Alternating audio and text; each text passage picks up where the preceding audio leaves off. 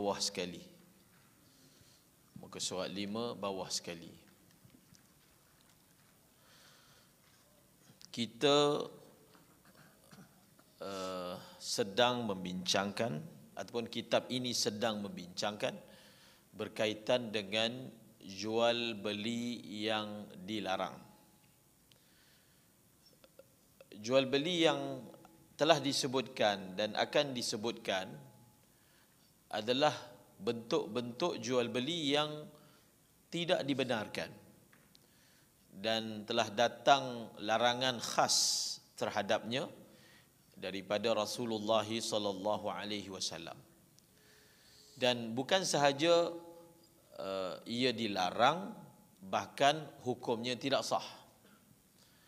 Dilarang maksudnya haram dan tidak sah.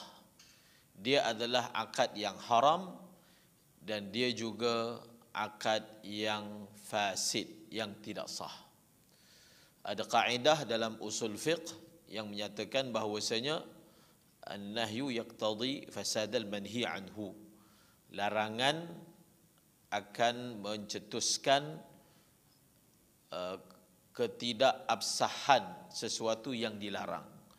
Kalau sesuatu akad itu dilarang dan larangan itu berpunca daripada perkara dalaman yang ada di dalam akad tersebut, maka ia bukan sahaja dilarang tetapi tidak sah.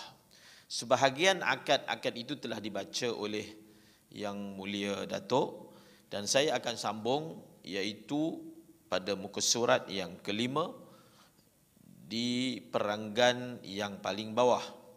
Wa an bai'in wa syartin ka bai'in bi syarti bai'in aw qardin. Begitu juga larangan jual beli yang digabungkan dengan syarat lain. Antara perkara tadi pun disentuh oleh Datuk Mufti berkaitan dengan yang kita sebut terma dan syarat. Apabila kita ingin mengadakan sesuatu agreement ataupun akad, kita sebenarnya tidak bebas untuk meletakkan apa sahaja syarat yang kita nak. Dia bukan seperti itu. Kita kan sudah bersetuju ketika mengadakan agreement untuk memasukkan klaus ni, klaus ini. Dan apabila kita berdua bersetuju, maka kamu kena ikut kerana kamu telah menandatangani terma dan syarat tersebut. So, satu perkara yang kita kena faham, bukan semua kehendak kita dalam memasukkan syarat dalam agreement antara kita dan pihak lain, kita mempunyai hak yang bebas. Ada setengah keadaan tidak dibenarkan memasukkan klaus itu dan ini. Bahkan kalau kita masukkan dalam terma dan syarat, ia menyebabkan agreement kita tidak sah. So kita tidak ada kaedah asalkan kita dah setuju maka hukumnya sah. Contoh, dua pihak bersetuju bahawasanya pinjaman ini ada interest, ada bayaran tambahan, ada compound dia. Setuju. Jadi kalau dah setuju, kena bayarlah. Tidak, tak boleh. Kerana al-muslimun ala syurutihim. Betul, Nabi kata orang Islam dia tertakluk kepada syarat yang mereka persetujui, kecuali syarat yang menghalalkan benda yang haram ataupun mengharamkan benda yang halal. Tak dibenarkan. Jadi kalau dia bersetuju bahawasanya pinjaman ini ada interest, kita tidak boleh beralasan ada persetujuan, ada agreement, kerana tidak dibenarkan bersetuju atas benda yang haram. Tak dibenarkan, tak sah, tak terpakai pun. Walaupun ada tulis, walaupun ada sebut, tak pakai. Bahkan kewujudannya boleh merosakkan akad yang sedang berlaku. Jadi antara benda yang tak boleh ni adalah dipanggil jual beli bersama dengan syarat. Bukan semua syarat tak dibenarkan dikepilkan dalam agreement. Ada syarat yang dibenarkan dikepilkan, maksudnya disertakan. Kita buat akad jual beli, kemudian kita tambah syarat. Saya jual ini dengan syarat, saya jual ini dengan syarat. Bukan semua syarat dibenarkan dan bukan semua syarat tidak dibenarkan. Maka kitab ini akan memberi panduan apa syarat yang tak dibenarkan dan apa syarat yang dibenarkan. Yang tak dibenarkan, dia bagi contoh seperti jual beli yang disyaratkan dengan jual beli lain atau disyaratkan dengan pinjaman. Dia bagi contoh, ini misal. Saya jual kepada kamu kereta ini dengan syarat, ada lafaz begitu.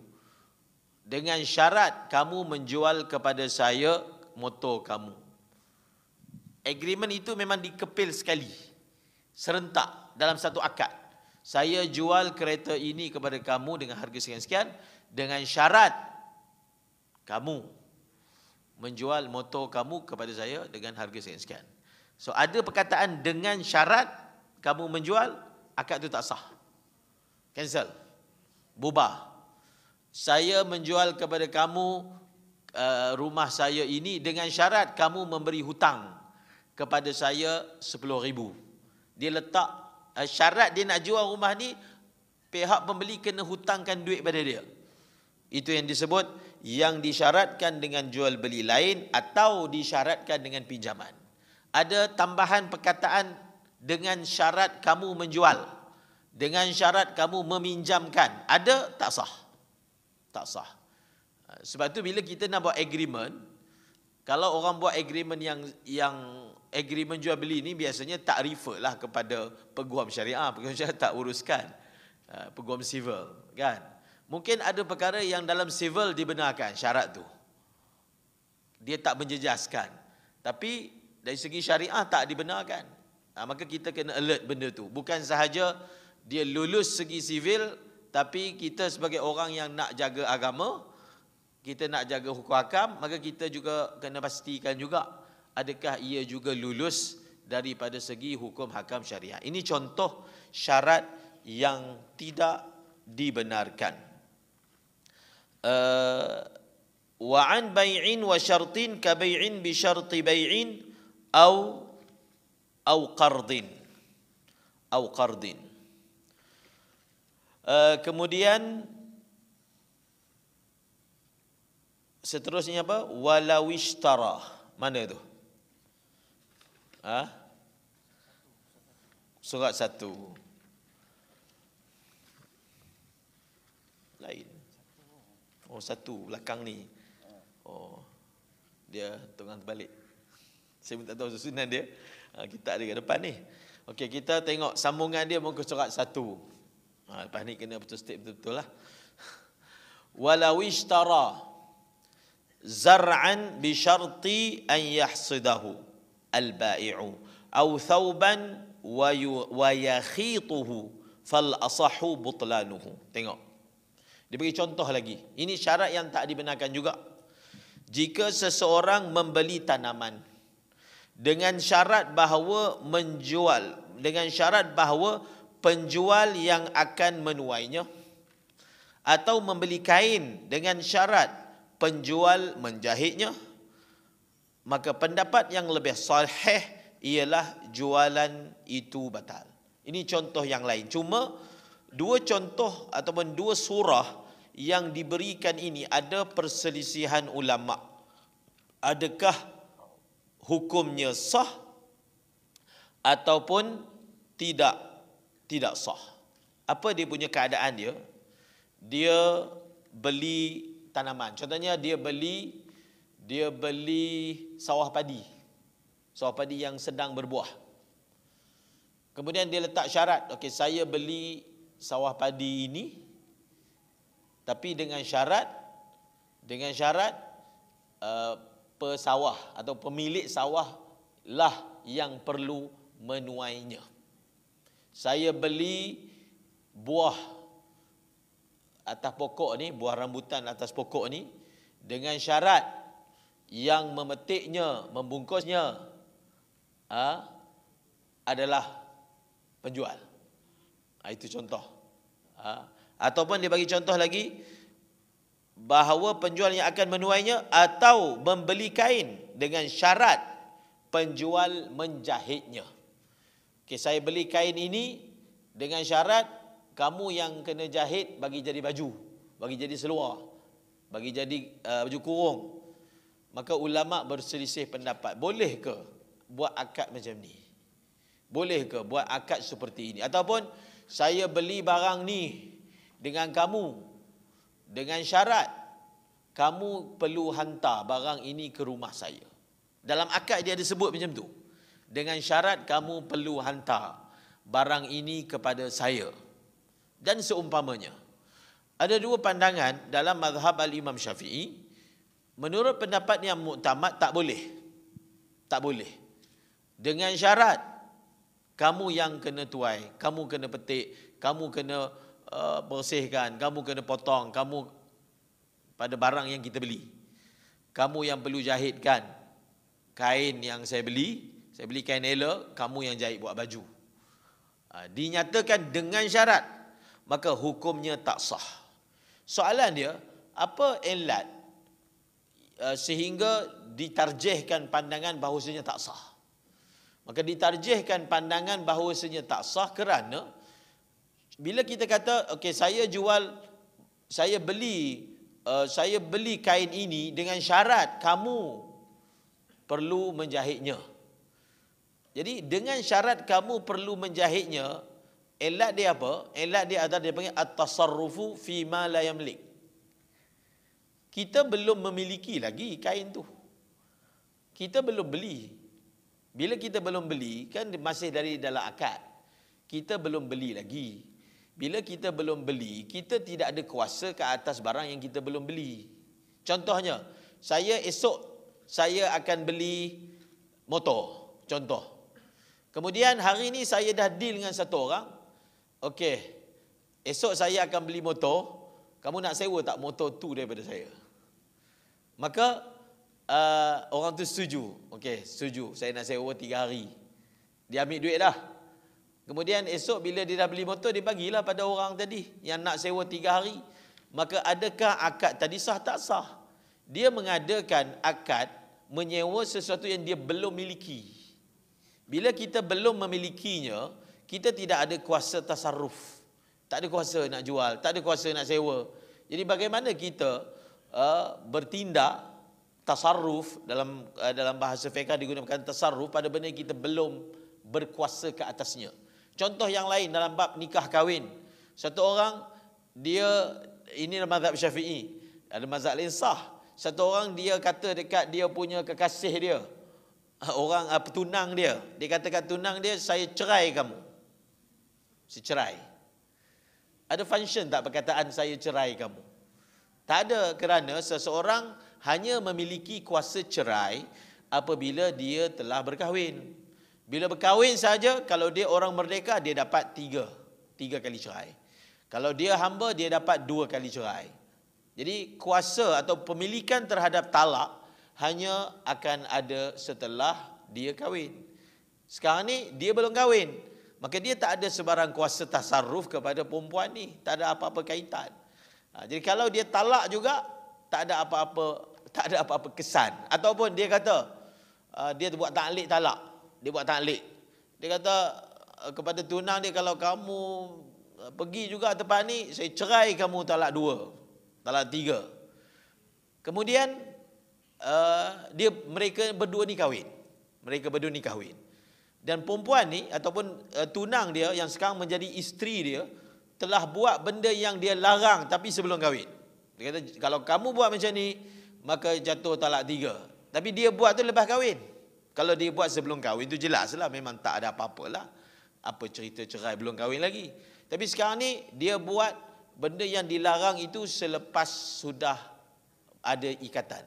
Jadi boleh tak kita kata bila perempuan tu buat larang, contohnya dia tak benarkan pergi tempat ni, pergi juga. Maka oleh kerana ada taklik yang telah diutarakan oleh suami dia yang dulu tunang dia, maka oleh kerana dilanggar selepas berkahwin, maka cerailah, talak seperti yang dinyatakan. Dalam mazhab Syafi'i, taklik sebelum kahwin tidak sah. Taklik sebelum kahwin tidak sah kerana taklik itu dibuat sebelum berkuasa, sebelum memiliki. Maka kita ambil satu kaedah yang berbunyi at-tasarrufu fima la yamliku fasidun. Tasarruf, bertindak, tindakan-tindakan terhadap sesuatu yang belum kita miliki, maka hukumnya tidak sah. Maka begitulah juga bila dalam akad ni dia ada sebut kamu yang perlu memetiknya dengan syarat, kamu yang perlu menjahitnya. Jadi barang tu dia belum beli, bukan milik dia lagi. Jadi apa kuasa dia untuk meletakkan syarat kamu yang perlu menjahitnya? Sebab syarat ni kan dia ada unsur kuasa. Kita tak ada kuasa, bagaimana kita boleh letak syarat pada benda yang kita belum ada kuasa terhadapnya? Itu alasan pandangan yang mengatakan bentuk akad seperti ini tidak sah. Kewujudan syarat di dalam agreement ini menjejaskan keabsahannya. Seterusnya, wa yustathna suwarun kal bai'i bi syartil khiyar.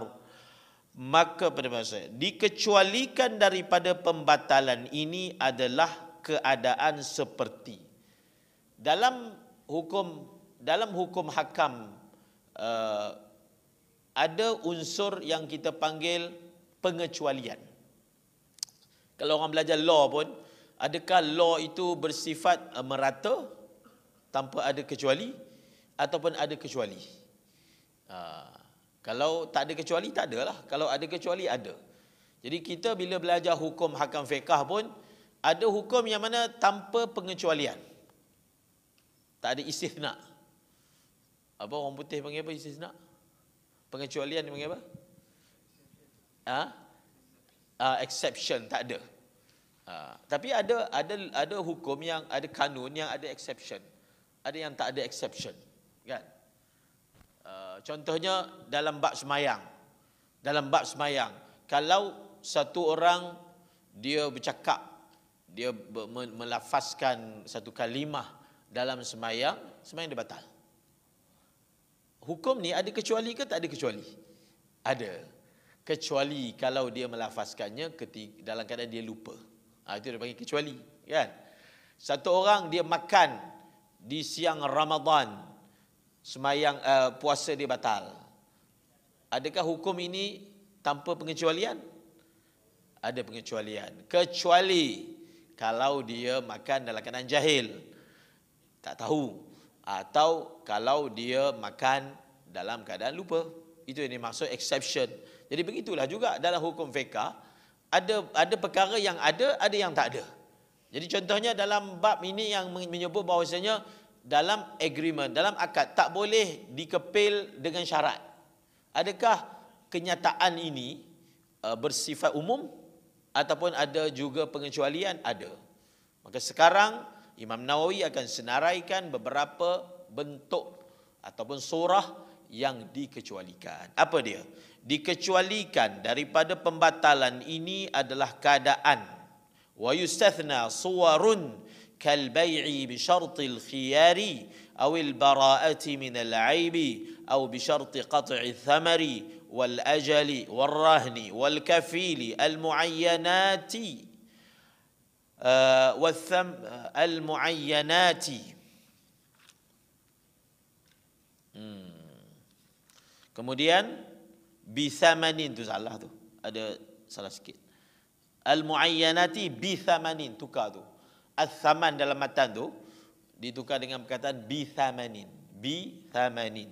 Fi dhimmati wal ishhadi. Matan tu kan ditulis al-thaman. Dia lafaz sebenarnya bithaman. Dikecualikan daripada pembatalan ini adalah keadaan seperti jual beli dengan syarat pilihan. Dengan syarat pilihan, syarat khiyar. Atau peniadaan kecacatan. Atau dengan syarat seperti memetik hasil. Penangguhan bayaran, itu koma tu. Gadaian atau penjamin. Serta penetapan harga dalam bentuk hutang dan pengisytiharan saksi. Pengisytiharan saksi. Jadi ini banyak ni. Ini semua dan ni adalah bentuk-bentuk yang berbeza-beza. Semua ataf ni dia merujuk kepada masalah yang berbeza-beza. Itu yang Tuan Mufti kata dalam kita ni ada 40,000 masail. Setiap satu maktuf adalah satu masalah. Maktuf kedua 2 masalah, 3, 4. Jadi kalau orang dia mahir kita ni, dia memahiri 40,000 hukum hakam. Yang 40,000 banyak kan. Orang jadi peguam, dia hafal undang tu. Dia hafal sekali dengan dia punya kepala, pangkal semua, atas section berapa semua kan kena hafal. Jadi orang nak tahu hukum hakam agama kena hafal juga. Jadi di sini kita tengok apa dia tulis kat sini. Dikecualikan daripada pembatalan ini adalah pertama, seperti jual beli dengan syarat pilihan. Ini kita boleh tandalah nombor 1. Ini nombor 1 yang dikecualikan, yang boleh. Walaupun dia ada unsur meletakkan syarat, tapi boleh. Nombor 1, memberi jual beli dengan syarat khiyar. Istilah dia khiyar. Syarat khiyar, option. Satu orang, dia dalam akad jual beli ni, akad jual beli ni dia adalah bersifat lazim. Dia bersifat lazim. Dia bersifat bukan fleksibel. Dia lazim. Lazim ni maksudnya kalau kita dah beli, kalau kita dah jual, kita tak boleh cancel. Itu maksud lazim. Dia tak boleh cancel. Kecuali, itu ada kecuali juga. Kecuali semasa akad dibuat, pihak kedua belah pihak bersetuju dengan option. Dalam akad jual beli ni, dia ada satu istilah nama dia khiyar. Khiyar ni memberi option kepada pihak yang terlibat untuk menjadikan akad tu agak fleksibel. Kalau kita tak nyatakan, maka dia jadi tak fleksibel. Tak fleksibel ni maksudnya tak boleh cancel. Tapi kalau kita nyatakan, dia akan jadi fleksibel. Dia panggil khiyar. Jadi khiyar ni dibenarkan dalam mazhab Syafi'i hanyalah 3 hari sahaja. 3 hari. Contohnya kita beli barang, dah bayar pun, dah ambil pun barang, tapi kita minta pembeli ni atau penjual kata, okey, saya nak minta hak option, hak khiyar. Maksudnya apa? Barang ni dia akan simpan 3 hari. Dalam masa 3 hari dia bagi keputusan adakah akad yang dibuat itu nak dikonfirmkan ke ataupun tak. Boleh buat macam tu. Kita dah beli, dah bayar, tapi kita meletakkan syarat beli tapi dengan syarat option. Boleh tak? Ini ada dengan syarat. Kan tadi sebut kalau jual beli dengan syarat tak boleh. Betul, tapi ada yang boleh. So, kita boleh jual beli dengan syarat khiyar. Faham syarat khiyar? Syarat khiyar ni memberi kebebasan kepada pihak yang memiliki khiyar untuk membatalkannya, tapi hanya tempoh 3 hari sahaja. Tak boleh lebih. Dalam tempoh 3 hari, kalau dia fikir, dia rasa beli tu macam salah belilah, ataupun salah bajet lah, kan? Kadang orang beli ni rakus. Dia tengok promosi beli menyesal. Bukan belu sangat pun. Orang tu punya promosi yang datang tu kan, teruja sangat, dah paksa suami suruh beli. Lepas beli menyesal. Rupanya tak perlu pun, tapi dia punya promotion dia. Jadi dengan syarat khiyar ini, dia macam memberi ruang masa berfikir, kan? Dah beli, tapi kita ada ruang masa berfikir dan kita ada kebebasan dalam tempoh 3 hari untuk membatalkannya. Maka kalaulah dalam agreement itu ada tambahan dengan syarat khiyar, boleh dibenarkan. Atau peniadaan kecacatan. Diterjemah macam ni. Tapi terjemahan yang lebih baik adalah atau berlepas diri dengan kecacatan. Ataupun terjemah yang lain kita boleh tukar, atau dengan syarat tidak bertanggungjawab terhadap kecacatan. Okey, kita jual barang ni. Kita kata kepada pembeli, okey, saya jual dengan syarat saya tak bertanggungjawab kalau ada apa-apa rosak, ada apa-apa cacat, saya tak bertanggungjawab. Dia sebut macam tu. Saya jual kepada kamu dengan syarat saya tak bertanggungjawab atas apa-apa kecacatan yang mungkin kamu temui daripada barang ni. Dia panggil baik bisyartil bara'ah minal aib, dibenarkan. Ada hadis Nabi SAW yang membenarkannya. Tapi bukan semua barang boleh letak syarat macam tu, adalah barang yang dibenarkan. binatang syarat dia. Kita jual dan dia ada satu isah dia kata, what you look you buy, macam tu lah lafaz dia. Maksudnya kamu beli apa yang kamu nampak. Ni benda ni ada depan kamu, saya jual yang ni. Kamu tengoklah barang ni yang ni. Apa-apa itu je yang ada depan mata. Maksudnya kalau ada rosak apa lepas ni tak boleh pulang. Contoh dia letak syarat macam tu. Boleh ke? Boleh. Tapi bukan semua barang. Dalam mazhab Syafi'i, bukan semua barang kita boleh meletakkan syarat macam tu. Syarat bahawasanya penjual tidak mahu bertanggungjawab atas mungkin kerosakan yang ada. Dalam mazhab Syafi'i hanya dibenarkan pada haiwan sahaja. Haiwan, makhluk bernyawa dan keaiban batin. Itu nombor 2. Kita tulis tanda nombor 2. Atau dengan syarat seperti dengan syarat memetik buah. Memetik buah. Tukar tu hasil tu kepada buah. Dengan syarat memetik buah. Maksudnya apa? Maksudnya kita ni kalau beli buah tidak dibenarkan membeli buah yang belum matang. Tak sah. Buah tak pokok. Kalau beli waktu bunga lagi tak sah. Orang tu buat pajak-pajak kebun tu kan. Beli buah waktu tu baru berbunga, dia datang dah ke kebun. Dia kata ni semua ni 10 pokok ni saya beli. Baru bunga. Dia nak beli awal. Durian kan, pajak. Tak boleh, tak sah. Tak boleh. Ataupun beli buah baru putik. Baru putik dan tak kuat lagi. Kalau kena angin-angin tiup jatuh gugur. Tak boleh, tak sah. Tak sah. Sebab apa tak sah beli buah yang masih bunga? Sebab bila dia beli, dia tengok dia beli yang itu. Tapi bukankah bila dia masih dalam bentuk bunga ataupun putik lemah, dia terdedah kepada keguguran. Jadi dia akan mengakibatkan kerugian. Maka ini ada hadis khas yang Nabi larang. Kecuali ada satu keadaan boleh kita beli buah yang masih berputik, masih putik ataupun masih belum kuat, dengan syarat beli dan terus potong. Kalau beli dan dibiarkan atas pokok tak boleh. Buah yang putik. Tapi kalau beli dan terus potong boleh. Jadi itu yang disebut tu. Dia beli buah atas pokok dan penjual itu meletakkan syarat kamu beli dan kamu kena terus potong. Kalau akal macam tu boleh. Jadi ada syarat, dengan syarat memotong buah, maka hukumnya boleh. Kemudian apa lagi dengan syarat? Dengan syarat penangguhan bayaran. Itu kena ataf kat situ. Dengan syarat memetik buah, dengan syarat penangguhan bayaran, dengan syarat gadaian, dengan syarat penjamin. Itu dia kena balikkan ke belakang. Dengan syarat penangguhan bayaran. Dengan syarat penangguhan bayaran ajal. Maksudnya saya nak beli barang daripada kamu tapi dengan syarat kamu jual secara kredit. Kita letak macam tu syarat. Saya beli tapi dengan syarat pembayaran bertangguh. Kredit. Boleh? Boleh.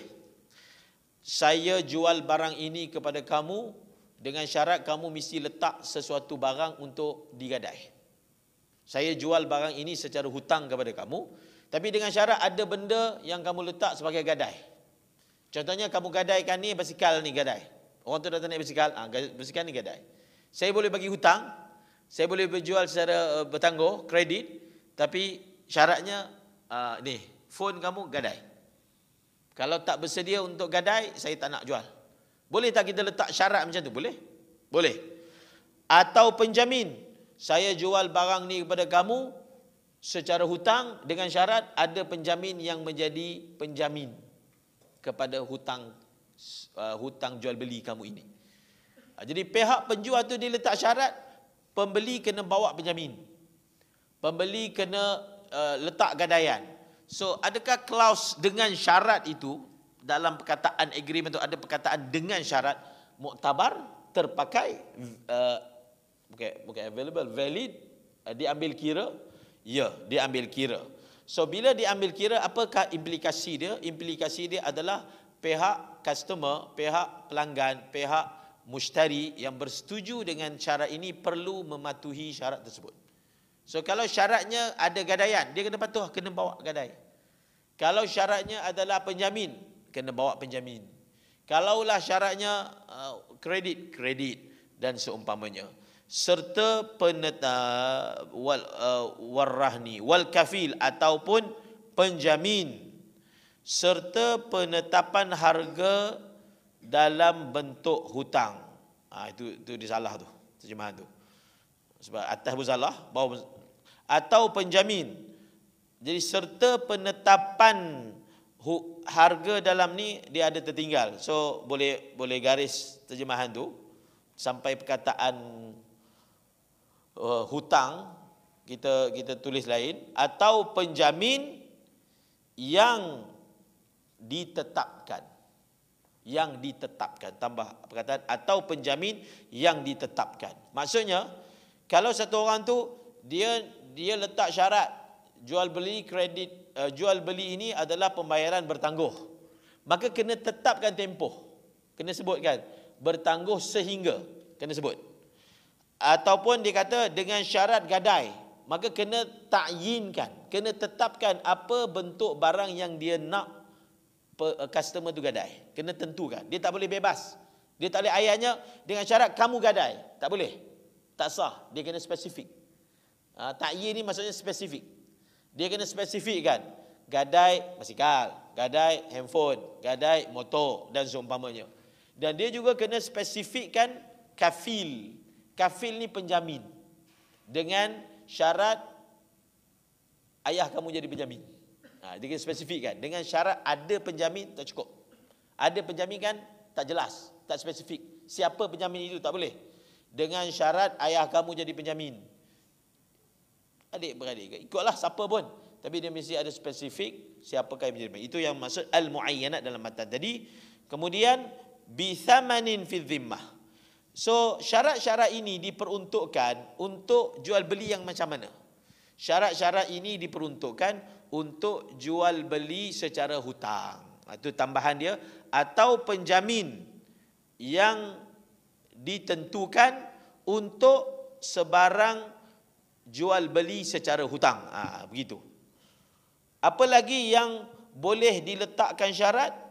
Wal ishhad, dan saksi. Dia letak syarat, okey, saya jual barang ni secara hutang kepada kamu dengan syarat kita punya majlis ni, akad ni ada saksi.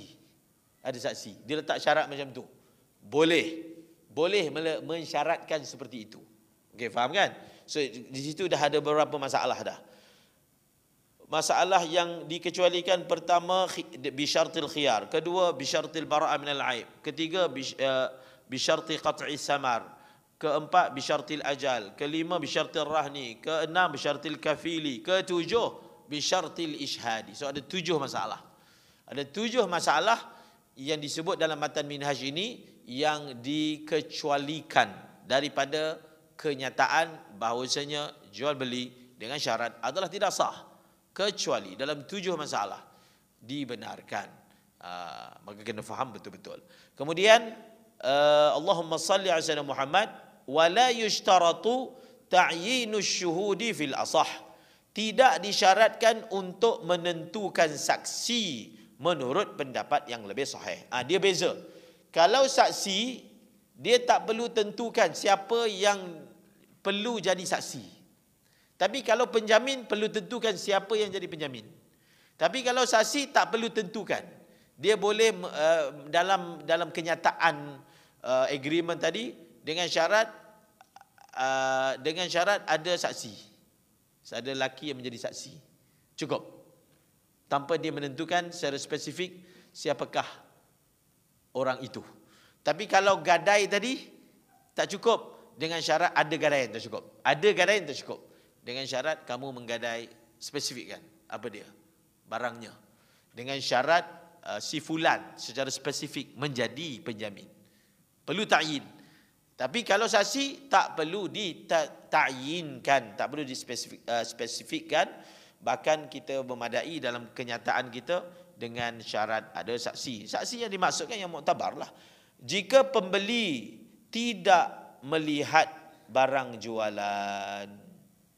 Mana tadi? Fa innahu fa illam, salah tu. Salah.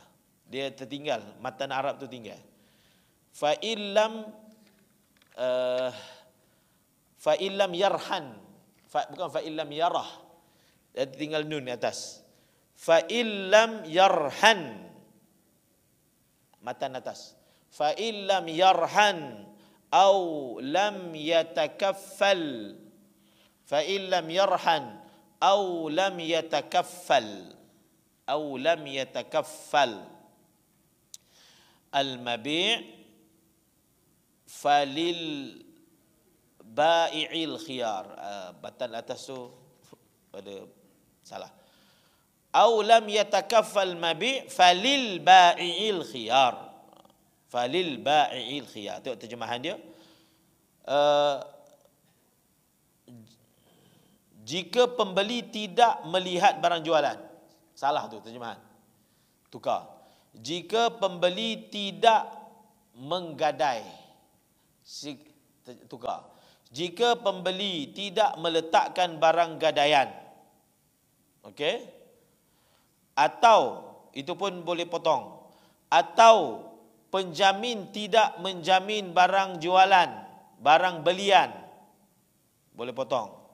Atau penjamin tidak, bukan penjual, penjamin. Atau penjamin tidak menjamin barang jualan, maka diberi pilihan kepada penjual untuk membatalkan jualan. Kita letak syarat, dia kena dijamin dan dia setuju ada penjamin. Kita letak syarat, dia perlu gadai dan dia setuju perlu digadai. Selesai. Kemudian kita tunggulah bila dia nak bawa barang gadai, tak bawa. Dia engkar. Setelah bersetuju dalam agreement, akad kita ni ada gadaian. Kemudian dia engkar. Maksudnya dia tak buat. Dia engkar. Ataupun orang yang dikatakan akan jadi penjamin, engkar untuk menjamin.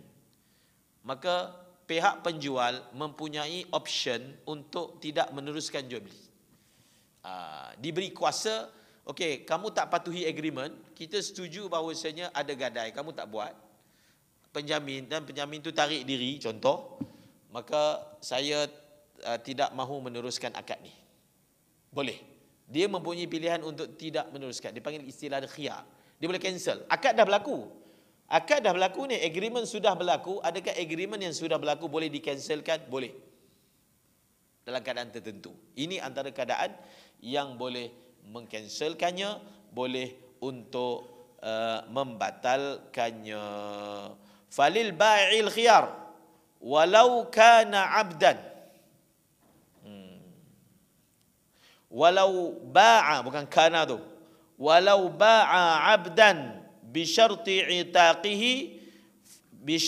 i'taqihi fal mashhuru sihhatul bai'i wasyarti.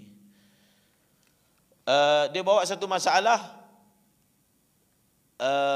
apa dia? Jika seorang hamba dijual dengan syarat akan dimerdekakan. Dia jual hamba. Dia letak syarat kepada pembeli. Okey, saya jual hamba ini kepada kamu dengan syarat lepas kamu beli, kamu kena merdekakan. Bagus letak syarat macam tu. Dahlah kita beli hamba tu kat dia, kemudian dia pula demand suruh kita merdekakan. Orang beli hamba untuk menggunakan hamba. Tapi dia letak syarat. Ni, penjual tu yang letak syarat. Saya jual dan kamu kena merdekakan. Boleh ke? Syarat seperti itu sah ke? Maka ada khilaf. Jika seorang hamba dijual dengan syarat akan dimerdekakan, ada khilaf dalam mazhab Syafi'i. Maka pendapat yang masyhur, yang mu'tamad, mengatakan jualan itu sah. Jual beli itu sah dan syarat itu juga sah. Ini pun satu perkara juga dalam fiqh. Ada keadaan jual beli sah, syarat tak sah. Maksudnya jual beli itu sah, syarat yang disebut dalam jual beli tak wajib dipatuhi. Itu maksud tak sah. Jual beli sah, syarat tak wajib dipatuhi. Dalam kitab nanti kita akan jumpa contoh orang tu letak syarat. Okay, saya jual kamu lembu ni kepada kamu dengan syarat lembu ni kamu kena bagi dia minum air zam-zam. Bagi minum air zam-zam. Kan? Dia letak syarat macam tu. Lembu ni bagi minum air zam-zam. Dalam kitab dia bagi contoh hamba. Dia kata, saya jual kepada kamu hamba saya ni, tapi dengan syarat kamu kena bagi dia makan nasi Arab. Kan? Dia sebutlah apa-apalah makanan. So, adakah syarat itu kita valid? Syarat itu tak terpakai. Tetapi akad sah. Maksudnya jual beli itu sah. Pihak pembeli tidak wajib mematuhi syarat. So, dia ada jenis macam tu. Syarat tak valid, tapi akad sah. Ada yang tadi kita belajar, akad tak sah, syarat tak sah, akad juga tidak sah. Bahkan kewujudan klaus itu merosakkan akad. Pun ada juga. So dia kena tahu yang mana satu. Yang mana satu. Sebab itu orang yang dia tak faham tentang law, dia pakai peguam lah. Kan? Peguam yang hafal. Kita jangan pandai-pandai kan, nak buat agreement mungkin tertipu. Kan? Kadang-kadang pihak sebelah ni dia memanipulasi kejahilan dia punya klien dia. Dia tahu orang ni tak reti. So dia buat diam je. Dia tahu klien tu sedang membuat agreement yang sebenarnya bodoh. Kan? Ataupun memudaratkan dia. Dia tahu benda tu mudarat.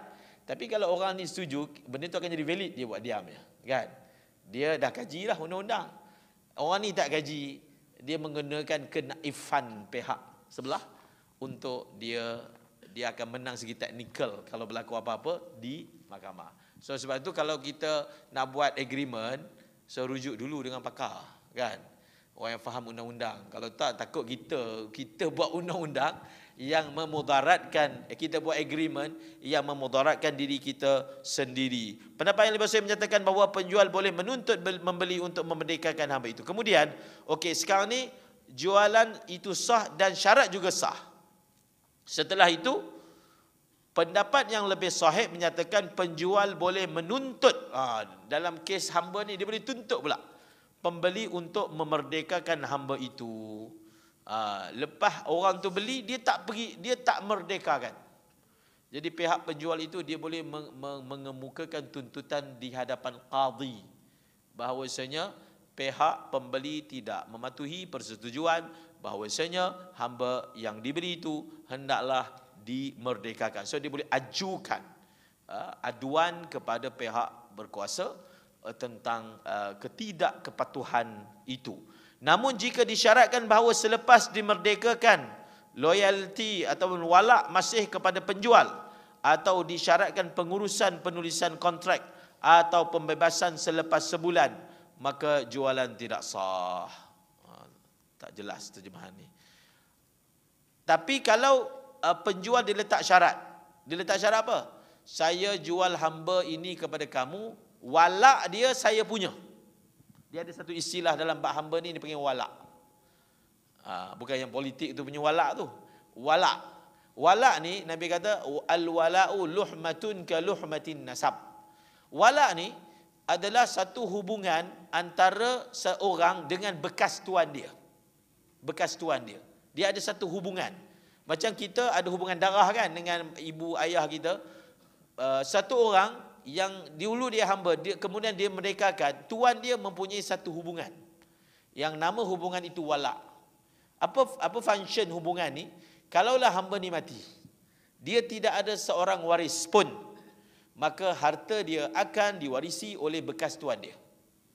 Jadi kuasa walak ni memperuntukkan hatta hak mewarisi harta pusaka. Satu orang perempuan, dia dimerdekakan, dia nak kahwin, dia tak ada wali daripada nasab, maka bekas tuan dia boleh menjadi wali dia. Bekas tuan dia, itu dia panggil walak. Dan Nabi sebut al-wala'u luhmatun ka luhmatin nasab.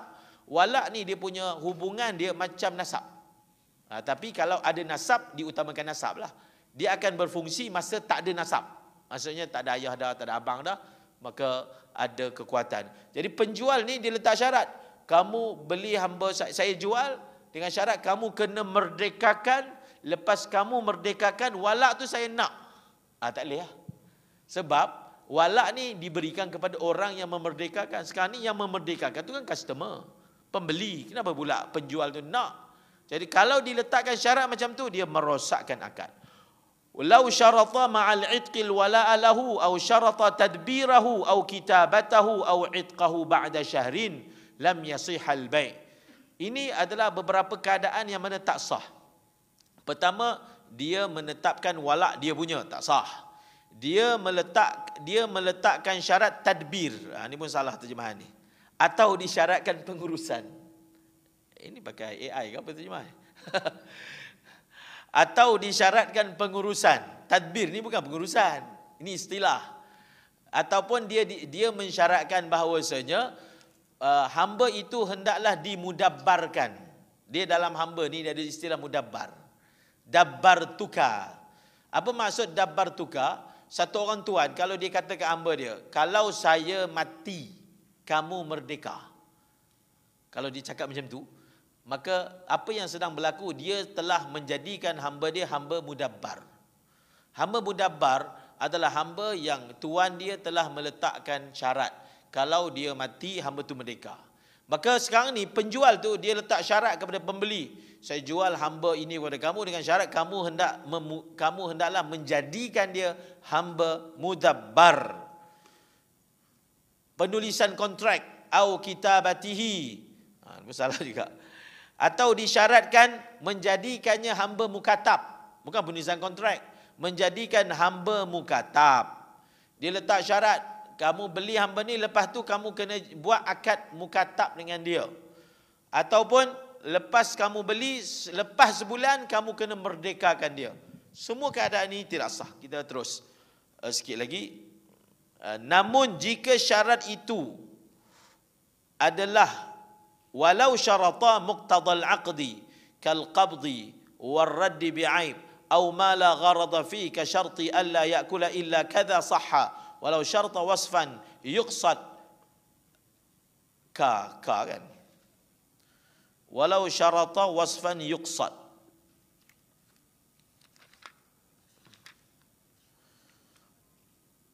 Walau syarata wasfan yuqsad. Ka tu. Ka kaunil abdi katiban awid dabati hamilan aw labuna sah. So kita cuba laju sikit. Namun jika syarat itu adalah sebahagian daripada kandungan kontrak. Ada perkara dalam jual beli ni kita tak perlu sebut pun. Dia memang include. Dia panggil apa? Itu memang hak yang include. Kalau buat akad tu hak tu memang ada, tak boleh sebut. Contohlah. Okey, perlu ke sebut saya beli kereta ini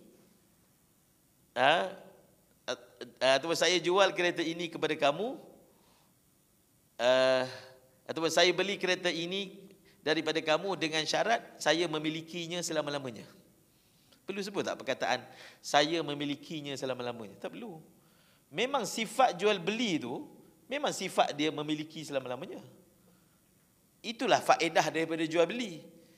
Tak boleh sebut pun dengan syarat saya memilikinya. Tak perlu. Saya beli kereta ini dengan syarat kereta ini kena letak kat rumah saya. Tak boleh sebut. Dah dia beli memang kereta letak rumah dia lah. Itu yang disebut. Kalaulah syarat yang ditetapkan itu adalah sebahagian daripada kandungan kontrak. Seperti dia letak syarat seperti penyerahan ataupun pemulangan disebabkan kecacatan, maka sah. Kewujudan klaus itu dia tidak merosakkan akad, mana boleh rosak. Bahkan dia punya peran dia adalah mengukuhkan akad dia. Kalau tak ada pun tak apa. Saya beli barang ni daripada kamu dengan syarat barang ni kamu kena serah kepada saya. Memanglah, dah beli memang kena serah. Tak sebut pun kena buat juga. Tapi kalau disebutkan juga, dia panggil takkid. Sebagai pengukuhan sahaja. Bukan benda yang ada fungsi. Kalau dia tak ada, maka dia ada implikasi yang berletak. Sebab benda itu tak sebut pun. Contohnya, saya beli barang ini daripada kamu dengan syarat kalau ada cacat saya nak pulangkan. Kalau pembeli tak sebut benda itu pun, kalau ada cacat dia boleh pulangkan. Ini mungkin ada kesalahan yang peniaga buat, dia letak syarat, dia jual barang tak boleh pulang kalau ada cacat. Tak boleh, tak sah, tak dibenarkan. Kerana agama yang membenarkan kalau ada cacat, kita wajib terima. Kita wajib terima pemulangan. Kita wajib melakukan refund. Wajib hukum dia. Kita tak boleh tolak. Kalau kecacatan itu memang sudah sedia ada ketika dijual, maka kita wajib terima pemulangan dan kita wajib memulangkan. Refund, wajib kita pulangkan balik. Kemudian begitu juga jika syarat itu tiada tujuan. Dia letak syarat tapi syarat itu tak ada apa-apa tujuan. Seperti tidak makan kecuali jenis tertentu. Yang tadi saya bagi contoh lah. Dia letak syarat, okay, saya jual hamba ni dengan syarat kamu hanya bagi dia makan ini. Air itu zam-zam je. Contoh. Okey, adakah akad macam tu akan merosakkan? Tak rosak. Adakah wajib dipatuhi? Tak wajib. Kan? Tak wajib dipatuhi. Maka ia juga sah. Jika syarat itu adalah satu ciri khas. Contohnya, kita beli barang dan kita telah tetapkan, saya nak beli barang, spek dia macam ni. Kita telah tentukan spek dia. Kemudian bila kita dapat barang tu, tidak ada spek yang kita nyatakan, kita boleh pulang balik. Okey?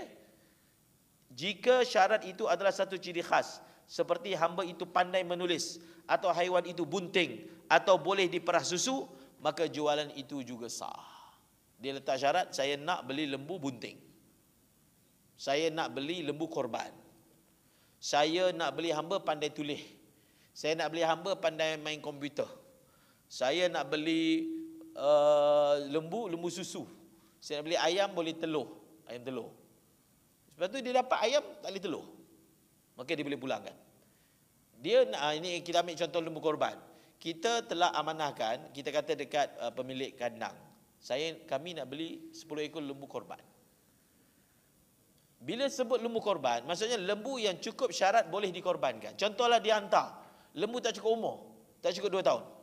Dia hantar lembu ada cacat. Cacat kat telinga ke, cacat kat mana ke. Maka dia tidak memenuhi spek yang diminta.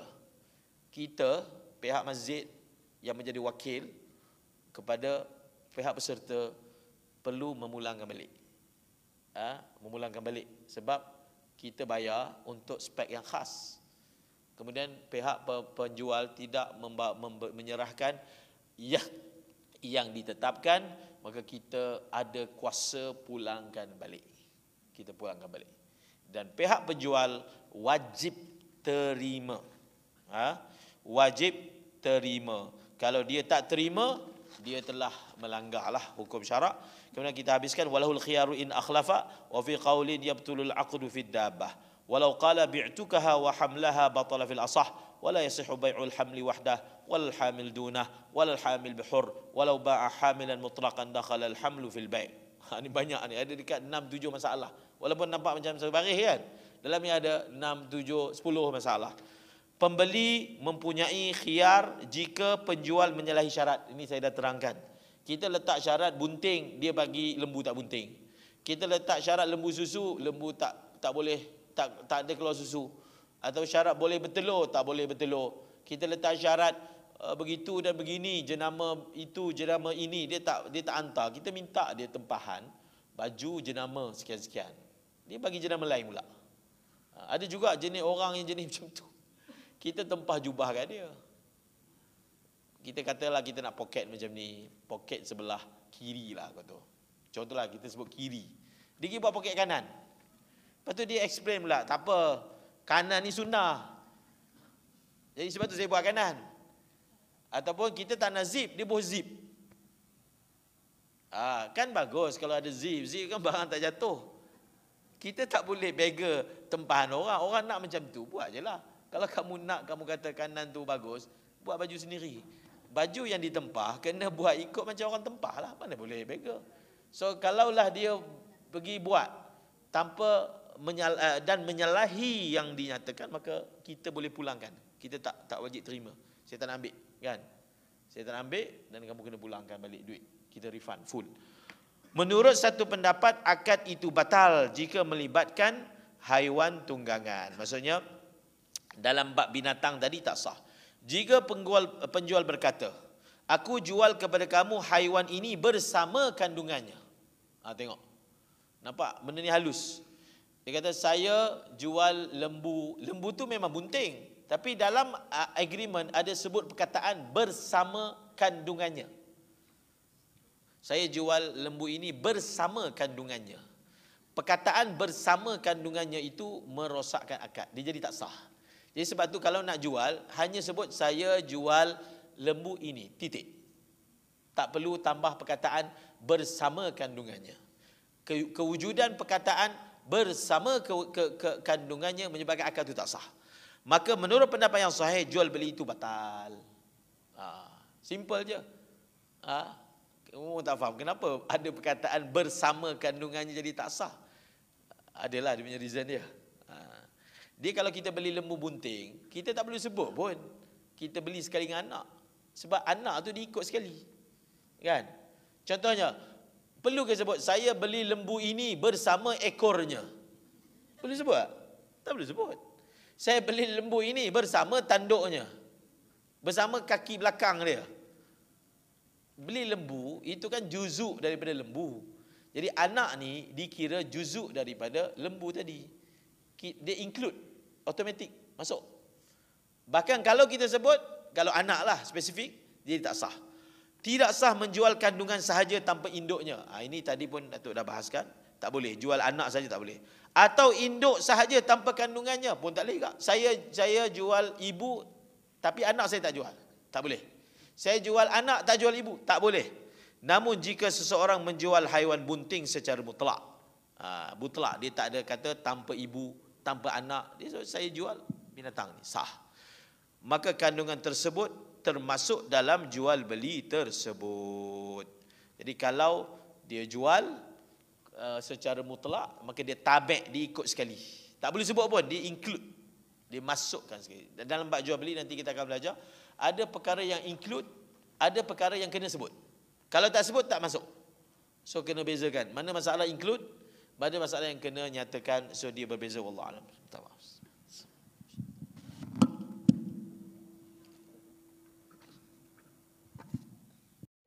Sekejap, saya bagi mic sekejap.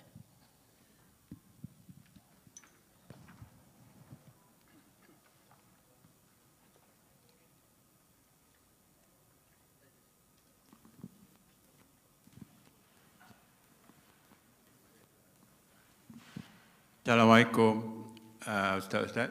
Saya ada satu soalan pasal Ustaz ada cerita ni pasal pajak tadi kan. Jadi pajak buah-buahan ni adalah popular juga di kalangan kita kan.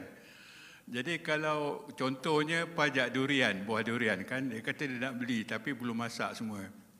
Jadi kalau dia setuju, kalau ada rugi pun ditanggung. Ataupun adakah cara-cara lain kita boleh buat pajak secara Islam? Sekian, terima kasih.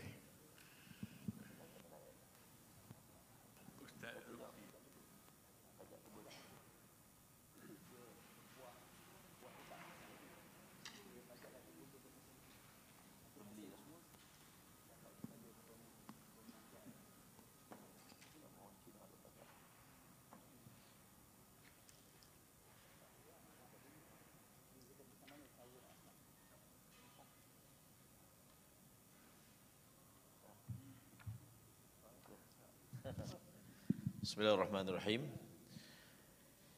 Berkaitan dengan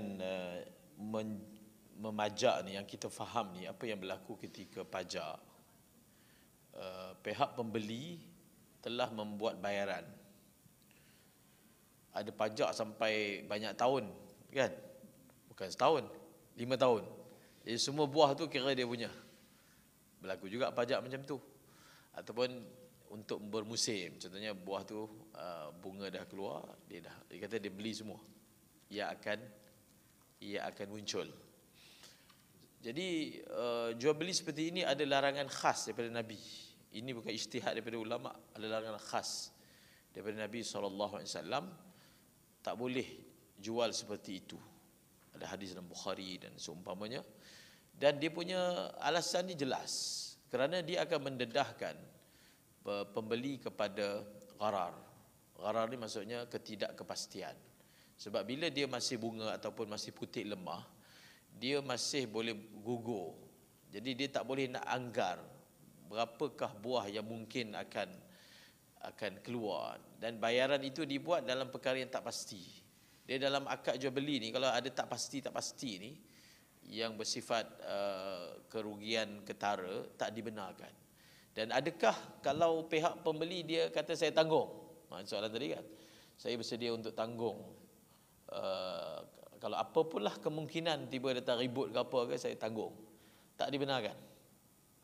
Kerana dia tak dibenarkan bukan kerana orang tu tak bersetuju. Macam saya sebut tadi kan, bukan semua benda kalau kita setuju jadi sah, jadi boleh. Ada perkara yang kau tak dibenarkan buat macam tu, titik kan. Setuju ke tak setuju ke, tak dibenarkan buat model akad seperti itu. Jadi sebab itu kalau nak buat, dia nak beli, dia beli waktu buah tu dah agak, dia tak syarat dah masak pun, masak tu dah memang selesai. Buah tu dah macam durian, rambutan kan. Dia masih hijau tapi dia dah besar sikit. Dia dah kuat. Jadi waktu tu kita datang, kita beli semua. Yang tu boleh. Tapi kalau pajak sampai 5 tahun, lagilah dia panggil menjual benda yang belum ada, tak sah. Dia panggil baik membeli sesuatu yang belum wujud. Membeli sesuatu, dia kata la tabi' ma la tamlik. Janganlah kamu jual apa yang kamu belum miliki. Jadi benda yang belum wujud dia belum miliki, buah tak keluar lagi. Satu, benda tu tak wujud, dan bila tak wujud dia tidak memilikinya. Menjual benda yang kita belum memilikinya, maka hukumnya tidak sah. Dan saya tak tahulah apa, adakah ada ulama yang membenarkan.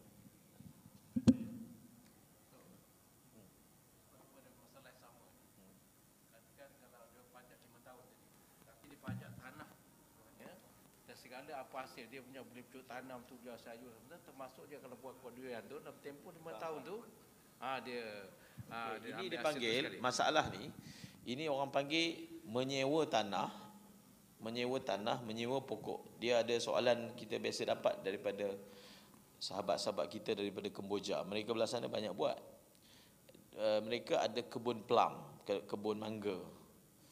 Jadi apa akad yang orang sana buat? Dia buat akad macam ni. Okey, kebun mangga ni yang memang dah ada pokok dah, dia sewakan 5 tahun.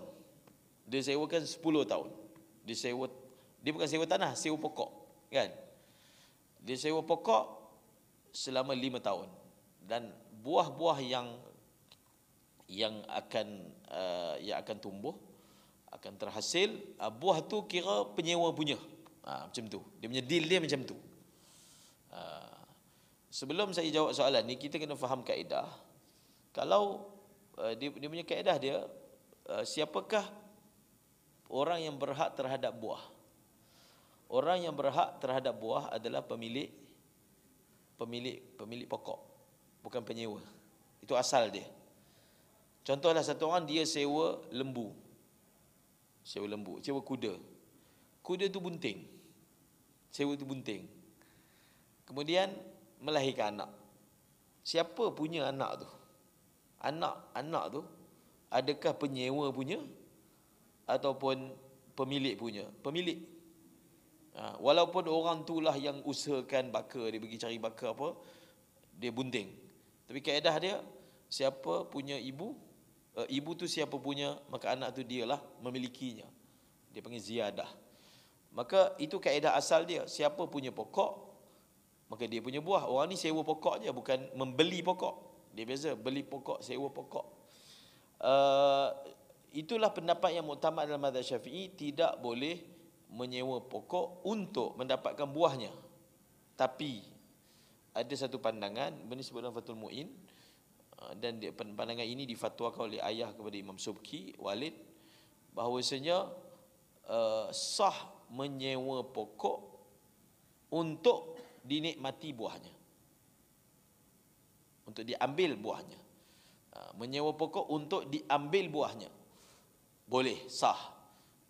Itu pandangan kedua, pandangan yang tidak muktamad lah dalam mazhab Syafi'i. Tapi kalau dua pihak ini dia faham, dia tahu, dan dia nak taklid, nak amalkan, pulang. Tapi muktamad mazhab Syafi'i dan ikut kiasnya begitulah. Sebab sewaan ni, bila sebut sewa, apa maksud sewa? Sewa ni, apa maksud saya sewa kereta? Saya sewa kereta, maksudnya saya hanya guna kereta itu tanpa mengurangkan fizikalnya. Itu baru panggil sewa. Kita pulangkan balik kereta yang sama tanpa ada kurang apa-apa pun. Kalau saya nak buat, saya ni sewa nasi lemak untuk dimakan, kan bercanggah. Perkataan sewa tu dah bercanggah dengan nasi lemak. Bila orang dia kata sewa nasi lemak untuk dimakan, jadi itu namanya beli, bukan sewa. Gunalah perkataan beli. Beli barulah boleh menghabiskan fizikal barang itu. Kalau sewa, kena pulang benda yang sama. Dia sewa nasi lemak yang sama dipulangkan. Apa function sewa nasi lemak, kan? Nak selfie. Oh, dia nak selfie. Pinjam kejap. Ni makanan ni. Pinjam sekejap. Saya nak tangkap gambar. Dia pinjam berbayar. Jadi itu dia punya alasan dia lah. Dan kita faham kan apa alasan.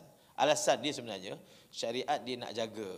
Dalam bab jual beli ni, kalau ada unsur dengan gharar, ketidakkepastian, spekulasi, ya, walaupun orang meniaga ni dia tak kisah, kami tak kisah.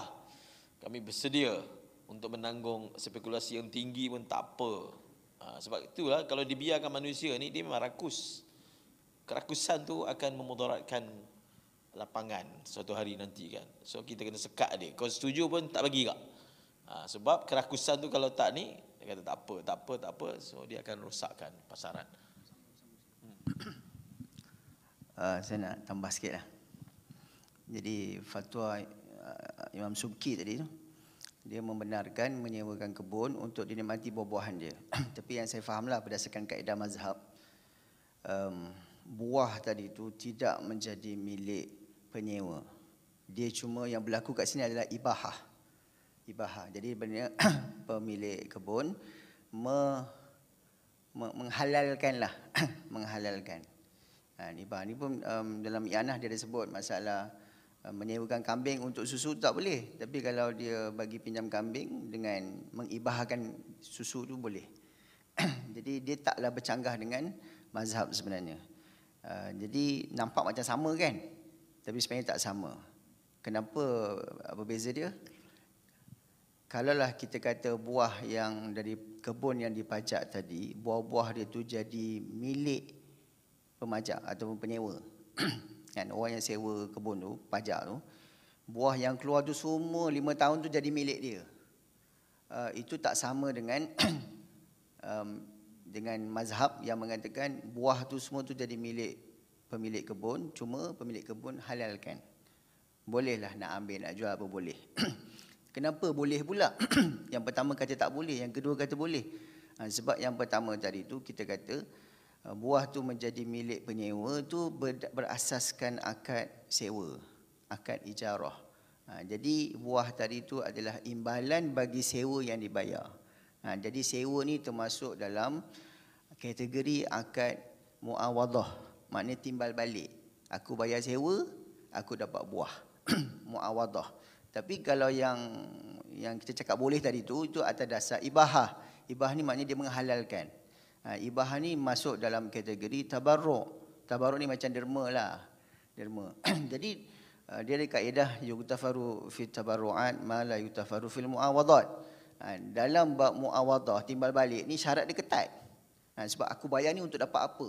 Sekarang ni bayar untuk dapat buah. Buah dia tak clear lagi, tak jelas. Maka berlakulah gharar. Ini tidak dimaafkan dalam Islam. Tapi dalam bab ibah menghalalkan tu dimaafkan. Sebab dia derma kan, sumbangan. Jadi tak perlulah nak maknanya gharar, uncertainty dalam derma ni dimaafkan. Sebab dia adalah tabarruk. Jadi dia sebenarnya nampak macam sama, tapi sebenarnya tak sama.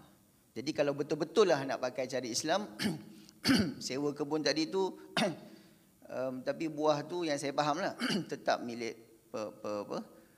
pemilik yang sebenar. Cuma dia ibahahkan, halal lah boleh nak makan. Jadi sewa, dia pakai ijarah kan, sewa kebun kan, itu sah. Tapi atas kefahaman tu lah. Maksudnya apa? Bila ibahah jadi pemilik kebun boleh je nak ambil buah tu. Walaupun dia telah ibahahkan, boleh halal nak ambil.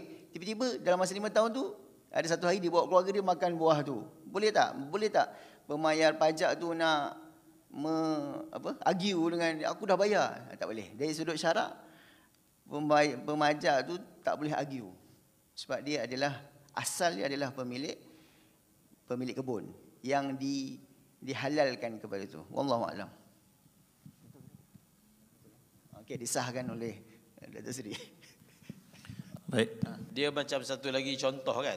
Satu orang dia bayar nak masuk kolam pancing.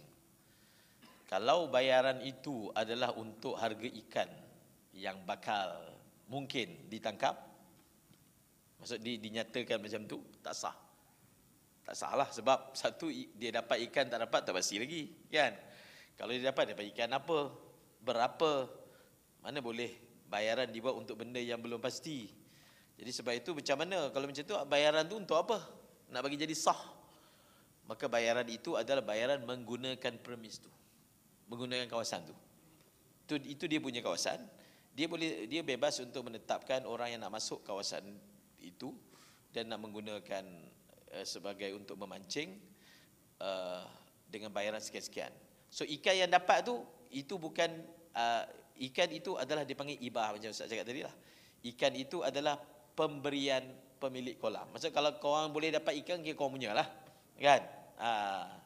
Tapi kalau bayaran itu adalah untuk ikan yang kalau memang dinyatakan macam tu, tak sah. Yang kita fahamkan reason dia kerana membayar untuk benda yang belum pasti. Tak boleh. Baik, alhamdulillah. Ada lagi soalan? Kaskan ni lagi. Ada. Assalamualaikum warahmatullahi wabarakatuh. Apa yang saya belajar hari ini, tujuan muamalah Islam ni nak pelihara keadilan antara dua pihak, pembeli dan penjual, ataupun pelabur, investor dan orang yang jalankan bisnes tu. Keyword dia keadilan. Bila contoh berlaku pelanggaran prinsipal yang digariskan dalam ni, itulah terdedah kepada scam, penipuan dan sebagainya. Isunya, bila contoh berlaku penipuan, let's say orang yang ditipu tu ditangkap, didakwa, dihukum. Tapi dari sudut peruntukan pengurusan jenayah syariah ni, ada tak satu kaedah yang mana bila orang yang menipu ni ditangkap, didakwa, dipenjara dan sebagainya, dia kena pulangkan balik apa yang ditipu tu? Sebab kalau dia sekadar dihukum, didakwa, keadilan pada saya masih tak tertegak lagi, sebab orang ditipu ni dia kehilangan contoh wang tu, wang pelaburan tu contoh. Dan dia juga kalau mungkin dia guna duit pencen ke apa dah tak ada. So dia menderita lah. So ada tak elemen pengurusan syariah ni yang membolehkan orang ditipu ni mendapat balik hak dia? Terima kasih.